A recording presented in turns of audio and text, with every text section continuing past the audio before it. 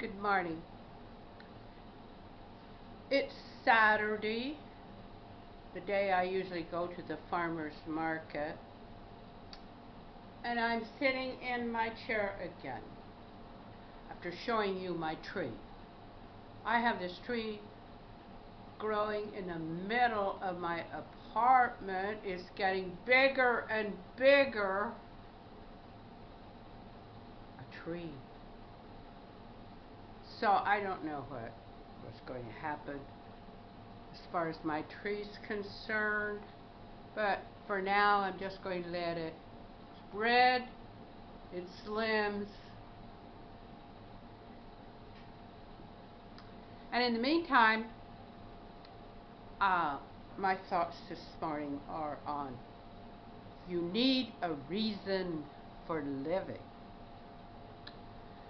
And I have always looked for a catalyst. A catalyst is someone who makes things happen. And then I try to partnership with him and help him make things happen. I had lost all interest in my channel after Doc died. And Doc was the catalyst. He heard about my plan, my thoughts about doing a video channel, and he went right out and bought all the equipment, set it all up, and more or less, here it is. So, things happened. And the reason why I started making videos again is because I met a catalyst. And this catalyst finally compelled me to think of my video channel, which I already had. I had subscribers, I had experience with it, and people who are still looking at it. And I thought, well, there's an outlet for this brilliant talker.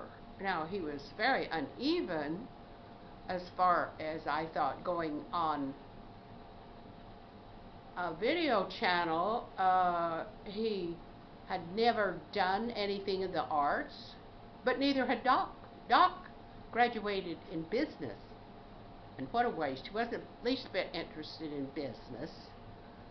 And he was a piano player, jazz, and he was just a natural, great comic, natural born actor. What was he doing in business? Well, his conventional parents probably wouldn't even have heard of him going into the arts. He went into some high-powered profession, it would be considered. He went to Georgetown University, that he would do something serious and important like some of his cousins were doing, who became space engineers and got jobs at Los Alamos. He was always talking about them. You know, they had outshone him. But I thought, well, poor guy, he didn't have anybody tell him, be an artist. Play the piano. Act. He didn't. And so he started drinking because he didn't like his business jobs. And he would quit them one after another. Well, the catalyst that I met actually was a very brilliant, I thought, talker who hadn't done that as a living. So when I started telling him, well, you need to talk for the public because you have a lot of qualities that weren't very much needed nowadays. So I discussed my video channel with him, but he was naturally, when it came right down to it, very leery For one thing, no profit. And I have never tried to make any money off of my video channel. I have never put ads on it. I refuse to. Why? Because I'm an activist. I'm pro-life. And I did a lot of pro-life videos. I wasn't going to try to profit from this. I sort of, always took the vow of poverty, because, when people are right, the public doesn't accept. They don't accept that. Not for years, not till they're forced to. It's like in the days of slavery. The abolitionists were not accepted. It would be a disgrace to, they were treated in the newspapers like pro-life people are treated nowadays by most newspapers. When you come to a conclusion, you must defend a principle that is very difficult for the public, for the press, for the media to defend. It's not going to pay you anything. You're just going to have to do it because you believe in it. Well, that was another idea. He was used to getting paid for his efforts. And he didn't know but what. If you weren't paid, was it really worth doing? I say, of course it's worth doing. It's telling the public what they don't want to hear. That's why it's valuable. That's why it's genius. And that's why it takes a very powerful catalyst to make things happen. Well, he was, and I understand that. That's a commitment that's very, very hard to make. I found it very hard to do that. Doc found it impossible. I mean, he didn't give up drinking. I told him his commitment should be to sobriety to do this. How much more powerful voice he could be if he was sober while he was talking. Well, I could never persuade him that that would be a better way to go. And now this catalyst, I don't know. But I have made all these videos to show him that I know what I'm doing as much as anybody does. I've spent my whole life, like in theater, 14 years encouraging writers. Writers who weren't going to make any money, hardly at all, from doing their plays, to still do them, to fight, to do plays in your own hometown rather than let New York, basically what happens in theater is the theater companies only do plays. They're coming out of process on Broadway. Back east, they're doing Pulitzer Prize winning plays, Tonys. But when a company sets up, like my sons did, Playwrights Workshop Theater, and says, we're going to do all original plays. Good hell. That was... But the reason why is my thinking, and my son's thinking eventually became, that we need plays about our city, our problems. We don't need Tonys and Pulitzers. Yes, we can use a few of them, but we need to let playwrights in our own cities have voices. Here we teach all the children to read and write, and then we don't let them. We say, oh no, you can't write that. Only playwrights, they can write, but you can't. What? We teach people to read and write and then limit them as to what they can write. Oh, you can't. If you do your plays, well, My son said, well, I maybe do 1 or 2 new plays a year. I said, no, do all new plays, because you won't get enough done just doing 1 play. So we thought that was a great idea. So pretty soon, playwrights were coming out of the woodwork in Phoenix, where there weren't even supposed to be any. Of course there were playwrights. You see, there are certain people who try to limit creativity among people, because that way the established playwrights will make more money. So what would you rather have? Would you rather have a society full of writers, thinkers, or would you just rather limit it to 2 or 3 who are going to get paid well and tell all the other writers, you can't get your play done here?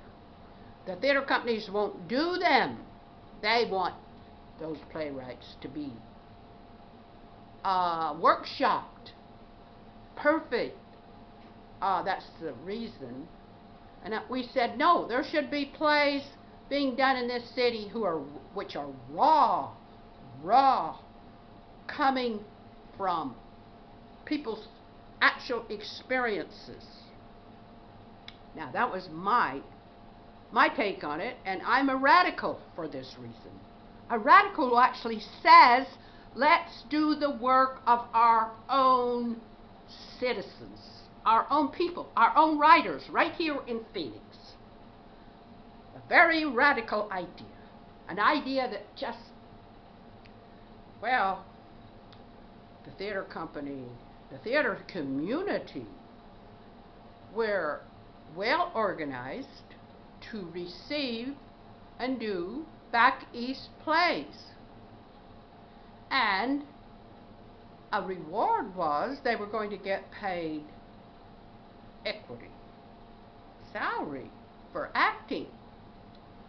Well, I still think that there was room for people to do plays like they did in my hometown. I wrote plays in my little old hometown that only had 125 people. And I took my first play on the road and went to, so see, I actually had more encouragement up there in a little town in Utah than I did in this great big city about writing my own plays. I wrote a play about subsidized housing. Oh boy, what a play. My son took my furniture right down there from my apartment over on the west side, and I had a horrible old couch. I couldn't afford another one. And I had the 2 TVs. One of them had the sound, one of them had the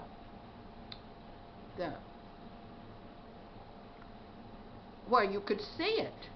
And my son would pound it and make it go.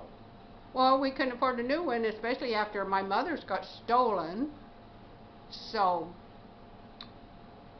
my son was so proud of the fact that he had all of the actors who were playing the parts, all of the people who the characters were based on, sitting in the audience one night, and all the actors that were acting them on stage. And he was thinking, well, isn't this unique? But it was against, you might say, the principle of union. Let some of the people make more money and discourage the other writers from even writing plays, is basically what it does. That's what it does. And then you don't get those plays about the West, about our problems out here. You're more apt to get a play that is based somewhere else. Like me, I had chronic fatigue. I could not get to New York. So what was I supposed to do? Don't ever write a play then? Because you can't go through the process. And even if I went to New York, I very likely wouldn't even get my plays into the circuit. So why not do like we did in the small towns? Just go ahead and write a play and do it. And that was the idea. I had grown up and I had done plays written plays in my hometown. So I said, why not do it in Phoenix? So you see, people with ideas that are very obvious about what they're trying to accomplish, but they just aren't done. People just aren't doing that. And you have to go against certain people in order to do them and get respect. And he made this company last 14 years of doing all new plays. He wrote many of his own plays, did 80 productions in their company,